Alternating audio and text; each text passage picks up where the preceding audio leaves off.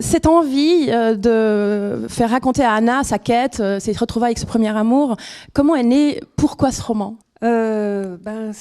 Comment dire? Enfin, comme je l'expliquais dans l'article que vous avez peut-être lu dans 24 heures, en fait, j'écris beaucoup,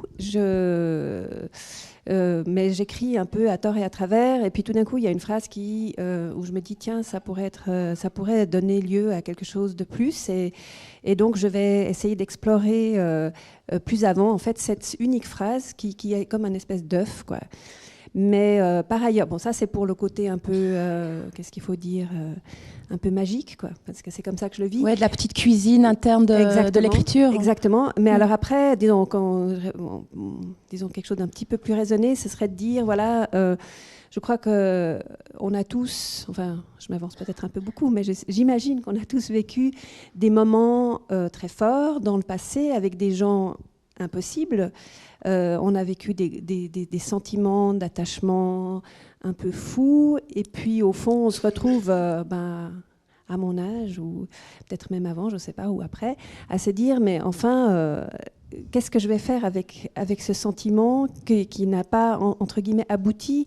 Est-ce que c'était qu'un rêve? Est-ce que c'était une illusion? En général, enfin moi en tout cas pendant longtemps, je me suis dit bon de toute façon c'était pas vraiment, c'était pas vrai, quoi. C'était pas un vrai sentiment, c'était pas une vraie relation, c'était pas un vrai amour. Donc j'ai balayé ça comme ça. Et puis tout d'un coup, justement avec l'âge venant, quoi, je me suis dit mais au fond non. Est-ce qu'il n'y a pas une vérité là-dedans? Enfin il n'y a pas quelque chose d'intéressant en tout cas. Et c'était tellement fort et c'est pas possible que ça soit juste rien. Voilà. Dans un amour même, entre guillemets, raté, il y a quelque chose de vrai. Enfin, c'est ça que je veux, qui éclaire. C'est une flamme qui éclaire, même si elle peut être destructrice par ailleurs.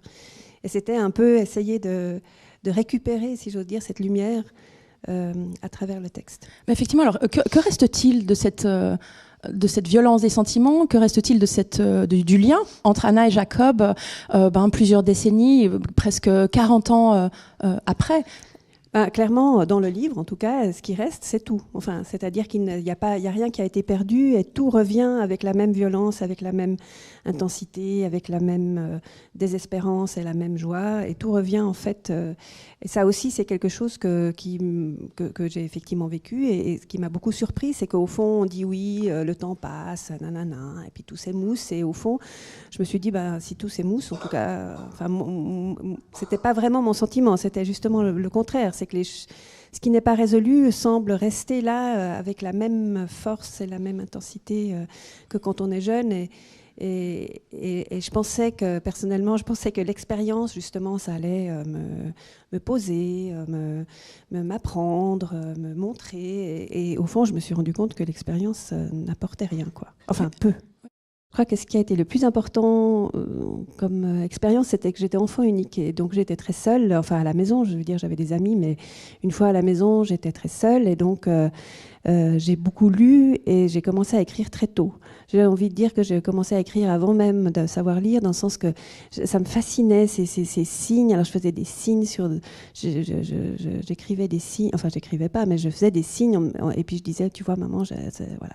Donc ça a commencé très tôt, cette fascination de quelque chose de quand même relativement rébarbatif, ces espèces de signes noirs comme ça, mais qui contiennent le monde. Et je crois qu'en fait cette fascination, elle m'a pas quittée au fond. J'y ai trouvé un ancrage, j'y ai trouvé une possibilité de faire face à presque n'importe quoi. Et pour moi, l'écriture et la lecture, c'est juste, je ne comprends pas comment les gens font pour survivre sans ça, quoi.